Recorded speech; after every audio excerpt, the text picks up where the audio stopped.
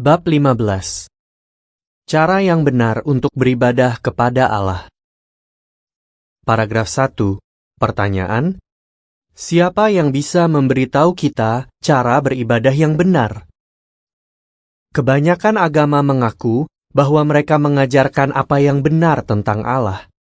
Tapi ini mustahil, karena setiap agama mengajarkan hal yang berbeda tentang Allah dan cara beribadah kepadanya. Jadi, dari siapa kita bisa tahu tentang cara yang benar untuk beribadah kepada Allah? Kita bisa mengetahuinya hanya dari Yehuwa. Paragraf 2. Pertanyaan: bagaimana kita bisa tahu cara beribadah yang benar? Yehuwa telah memberi kita Alkitab agar kita bisa tahu cara yang benar untuk beribadah kepadanya. Jadi, kita perlu mempelajari Alkitab. Yehuwa akan membantu kita untuk mengerti dan menerapkan ajarannya karena Dia sangat peduli kepada kita. Paragraf 3. Pertanyaan: menurut Yesus, apa yang perlu kita lakukan? Ada yang mengatakan bahwa Allah menerima semua agama, tapi itu tidak sesuai dengan kata-kata Yesus. Dia berkata, "Tidak setiap orang yang memanggil aku Tuan, Tuan akan masuk ke kerajaan surga. Yang akan masuk hanyalah orang yang melakukan kehendak Bapakku." Jadi, kita perlu belajar tentang kehendak Allah, lalu melakukannya. Ini penting sekali, karena di Matius 7 ayat 21-23, Yesus menyamakan mereka yang tidak melakukan hal ini dengan orang-orang yang berbuat jahat. Paragraf 4. Pertanyaan: apa yang Yesus katakan tentang melakukan kehendak Allah? Yesus mengatakan bahwa melakukan kehendak Allah tidak selalu mudah. Dia berkata di Matius 7 ayat 13 dan 14, "Masuklah melalui gerbang yang sempit, karena gerbang yang lebar dan jalan yang luas itu menuju kemusnahan, dan banyak orang masuk melaluinya. Sedangkan gerbang yang sempit dan jalan yang sesak itu menuju kehidupan, dan hanya sedikit yang menemukannya." Jalan yang sesak atau cara beribadah yang benar kepada Allah menuju kehidupan abadi. Sedangkan jalan yang luas atau cara beribadah yang salah kepada Allah menuju kematian. Tapi Yehuwa tidak ingin seorang pun mati. Dia memberi setiap orang kesempatan untuk belajar tentang Dia. Cara yang benar untuk beribadah kepada Allah. Paragraf 5. Pertanyaan: bagaimana kita bisa mengenali mereka yang beribadah dengan cara yang benar kepada Allah? Yesus mengatakan bahwa kita bisa mengenali orang-orang yang beribadah dengan cara yang benar kepada Allah. Caranya adalah dengan memeriksa kepercayaan dan perbuatan mereka. Dia berkata dalam Matius 7 ayat 16 dan 17, "Kalian akan mengenali mereka dari buahnya." Yesus menyamakan ibadah yang benar dengan pohon yang baik, lalu berkata, "Setiap pohon yang baik menghasilkan buah yang baik." Ini tidak berarti bahwa orang-orang yang beribadah kepada Allah itu sempurna, tapi mereka selalu berusaha melakukan apa yang benar. Mari kita lihat ciri-ciri orang yang beribadah dengan cara yang benar kepada Allah. Paragraf 6 dan 7. Pertanyaan: mengapa semua ajaran dari ibadah yang benar didasarkan hanya atas Alkitab? Apa yang kita pelajari dari teladan Yesus? Ajarannya berdasarkan Alkitab. Alkitab berkata dalam 2 Timotius 3 ayat 16 dan 17, "Seluruh isi kitab suci berasal dari Allah dan bermanfaat untuk mengajar, menunjukkan kesalahan, memperbaiki segala sesuatu, dan mendidik kita untuk melakukan apa yang benar, sehingga hamba Allah bisa benar-benar sanggup dan siap mengerjakan setiap hal yang baik." Dalam 1 Tesalonika 2 ayat 13, Rasul Paulus menulis kepada orang Kristen, "Saat kalian mendengar firman Allah dari kami, kalian tidak menerimanya sebagai kata-kata manusia, tapi seperti yang seharusnya, yaitu sebagai kata-kata Allah. Semua ajaran dari ibadah yang benar didasarkan hanya atas firman Allah, yaitu Alkitab, dan bukan atas pemikiran manusia, tradisi, atau hal lainnya. Semua ajaran Yesus didasarkan atas firman Allah. Dia sering mengutip kitab suci. Yohanes 17 ayat 17 mengatakan, "Sucikanlah mereka dengan kebenaran. Firman-Mu adalah kebenaran." Hamba Allah mengikuti teladan Yesus dan memakai Alkitab sebagai dasar dari semua ajaran mereka. Paragraf 8. Pertanyaan. Apa yang Yesus ajarkan tentang menyembah Yehua? Hanya menyembah Yehua. Mazmur 83 ayat 18 berkata, "Engkau yang bernama Yehua, Engkau saja yang maha tinggi atas seluruh bumi." Yesus ingin agar orang-orang mengenal Allah yang benar, dan Dia memberitahukan nama Allah kepada mereka. Yohanes 17 ayat 6 mengatakan, "Aku sudah membuat nama-Mu nyata kepada orang-orang yang Kau serahkan kepadaku dari dunia. Mereka itu milik-Mu, dan Engkau menyerahkan mereka kepadaku, dan mereka sudah menjalankan firman-Mu." Yesus berkata di Matius 4 ayat 10, "Yang harus kamu sembah adalah Yehua Allahmu, dan bagi Dia saja kamu harus melakukan pelayanan suci." Jadi, sebagai hamba Allah, kita mengikuti teladan Yesus. Kita hanya menyembah Yehua. Dan kita menggunakan namanya, misalnya saat berdoa. Kita juga memberitahu orang lain tentang nama Allah dan janji-janjinya bagi manusia. Paragraf 9 dan 10. Pertanyaan. Apa saja yang bisa kita lakukan untuk menunjukkan bahwa kita mengasihi orang lain? Benar-benar mengasihi orang lain. Yesus mengajar murid-muridnya untuk saling mengasihi. Yohanes 13 ayat 35 mengatakan, "Kalau kalian saling mengasihi, semua orang akan tahu bahwa kalian murid-Ku." Kita tidak membeda-bedakan orang berdasarkan suku, kebudayaan, atau kekayaan. Kasih kepada satu sama lain bisa mempersatukan kita sebagai satu keluarga. Jadi, kita tidak ikut berperang dan membunuh orang lain. Alkitab berkata dalam 1 Yohanes 3 ayat 10-12, "Inilah bedanya anak Allah dan anak iblis. Siapapun yang tidak terus melakukan apa yang benar, bukan anak Allah. Begitu juga dengan yang tidak mengasihi saudaranya." Alkitab juga berkata, kita harus saling mengasihi, tidak seperti Kain, yang adalah anak si jahat dan membunuh adiknya. Kita menggunakan waktu, tenaga, dan harta benda untuk saling membantu dan menyemangati. Kita berbuat baik kepada semua orang. Galatia 6 ayat 10. Paragraf 11. Pertanyaan. Mengapa kita menaati Yesus?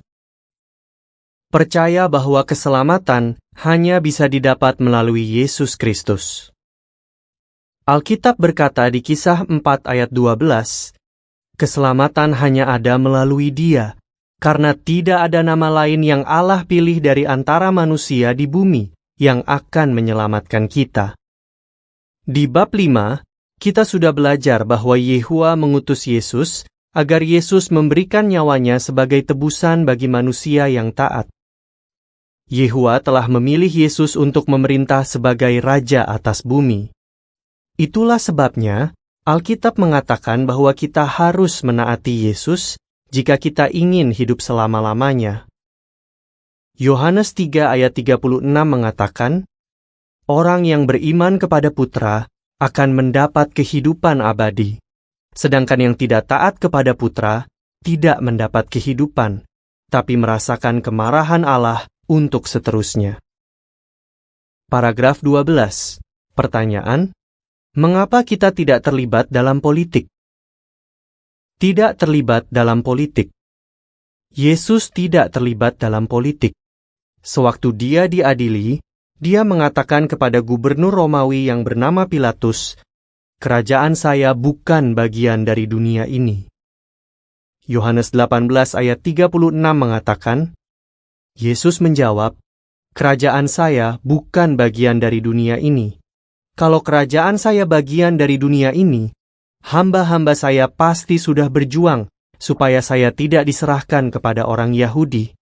Tapi kerajaan saya memang bukan dari sini." Kita ingin meniru teladan Yesus. Jadi, kita setia pada kerajaan Allah yang ada di surga. Maka, dimanapun kita tinggal, kita tidak akan terlibat dalam politik. Tapi, Alkitab menasihati kita untuk menaati pemerintah. Kita mematuhi hukum di negara tempat kita tinggal. Meski begitu, jika sebuah hukum bertentangan dengan hukum Allah, kita akan meniru teladan para rasul yang berkata di Kisah 5 ayat 29, "Kami harus lebih taat kepada Allah sebagai penguasa kami daripada kepada manusia." Paragraf 13.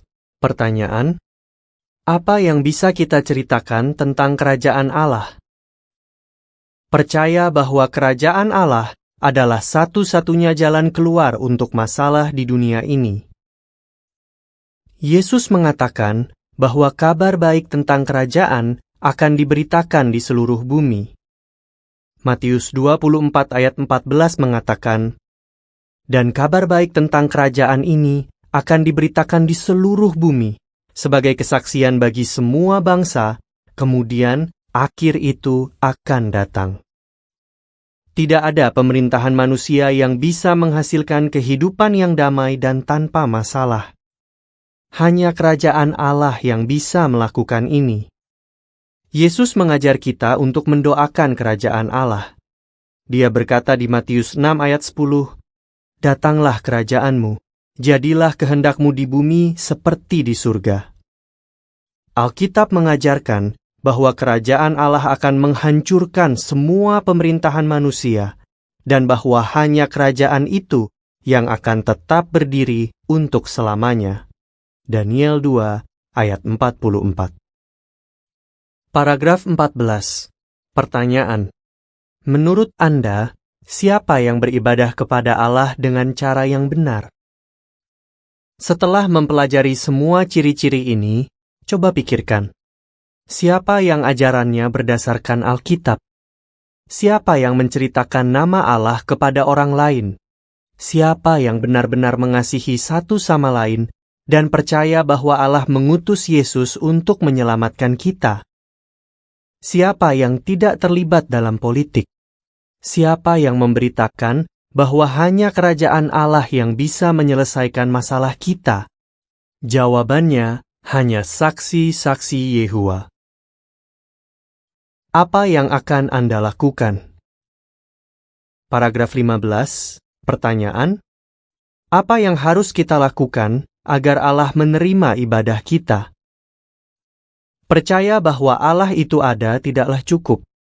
Roh-roh jahat juga percaya bahwa Allah ada, tapi mereka tidak mematuhi Dia. Agar Allah menerima ibadah kita, kita tidak bisa hanya percaya bahwa Dia ada. Kita juga harus melakukan apa yang Dia minta. Paragraf 16. Pertanyaan: mengapa kita harus menolak agama palsu? Agar Allah menerima ibadah kita, kita juga harus menolak agama palsu. Nabi Yesaya menulis di Yesaya 52 ayat 11, "Keluarlah dari sana, jaga diri kalian tetap bersih." Itulah sebabnya kita perlu menolak apapun yang ada hubungannya dengan ibadah palsu. Paragraf 17 dan 18. Pertanyaan: apa itu Babylon besar? Dan mengapa kita perlu segera menolaknya? Apa itu agama palsu? Itu adalah semua agama yang ajarannya tidak sesuai dengan firman Allah. Dalam Wahyu 17 ayat 5, Alkitab menyebut semua agama palsu sebagai Babylon besar. Mengapa? Setelah peristiwa air bah di zaman Nuh, ada banyak ajaran agama palsu yang muncul di kota Babylon. Ajaran-ajaran palsu itu menyebar ke seluruh bumi. Misalnya, orang-orang yang tinggal di Babylon menyembah Allah 3 serangkai. Sekarang, ada juga banyak agama yang mengajarkan bahwa Allah adalah Tritunggal. Tapi, Alkitab jelas-jelas mengajarkan bahwa hanya ada satu Allah yang benar, yaitu Yehuwa, dan putranya adalah Yesus. Masyarakat Babylon juga percaya bahwa setelah seseorang mati, ada sesuatu yang masih hidup dari dirinya, dan dia bisa menderita di neraka. Ajaran ini tidak benar. Allah sudah menubuatkan bahwa sebentar lagi semua agama palsu akan dihancurkan. Jadi, kita perlu segera meninggalkan agama palsu. Allah Yehuwa ingin agar kita melakukan itu secepat mungkin sebelum terlambat. Paragraf 19. Pertanyaan. Ketika Anda memutuskan untuk menyembah Yehuwa, bagaimana Dia akan menyertai Anda? Ketika Anda memutuskan untuk meninggalkan agama palsu karena ingin menyembah Yehuwa, bisa jadi ada beberapa teman atau keluarga yang tidak mengerti keputusan Anda, dan mereka mungkin akan membuat hidup Anda susah. Tapi, Yehuwa pasti akan menyertai Anda. Anda akan punya keluarga di seluruh dunia, yaitu jutaan orang yang benar-benar saling mengasihi. Anda juga akan punya harapan untuk hidup selama-lamanya di dunia baru Allah. Mudah-mudahan, beberapa teman atau keluarga yang awalnya menentang keputusan Anda akan berubah pikiran dan mulai belajar Alkitab. Paragraf 20. Pertanyaan, mengapa kita harus beribadah kepada Allah dengan cara yang benar? Sebentar lagi, Allah akan menghilangkan semua kejahatan, dan kerajaannya akan memerintah atas bumi. Itu adalah saat yang kita nanti-nantikan. Semua orang akan beribadah kepada Yehuwa dengan cara yang Dia inginkan. Jadi, Anda harus bertindak sekarang dan beribadah kepada Allah dengan cara yang benar. Mereka yang beribadah kepada Allah menggunakan Alkitab sebagai dasar ajaran mereka, menyembah Yehuwa saja, dan menceritakan namanya kepada orang lain. Saling mengasihi. Percaya bahwa Allah mengutus Yesus untuk menyelamatkan kita. Tidak terlibat dalam politik. Memberitakan bahwa hanya kerajaan Allah yang bisa menyelesaikan masalah dunia. Ringkasan. 1. Cara mengenali ibadah yang benar. Gerbang yang sempit dan jalan yang sesak itu menuju kehidupan, dan hanya sedikit yang menemukannya. Matius 7, ayat 14.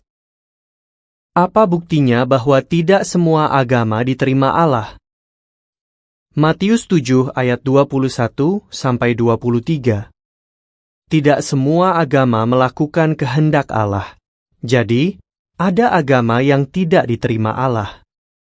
Matius 7 ayat 13 dan 14. Ibadah yang benar menghasilkan kehidupan abadi.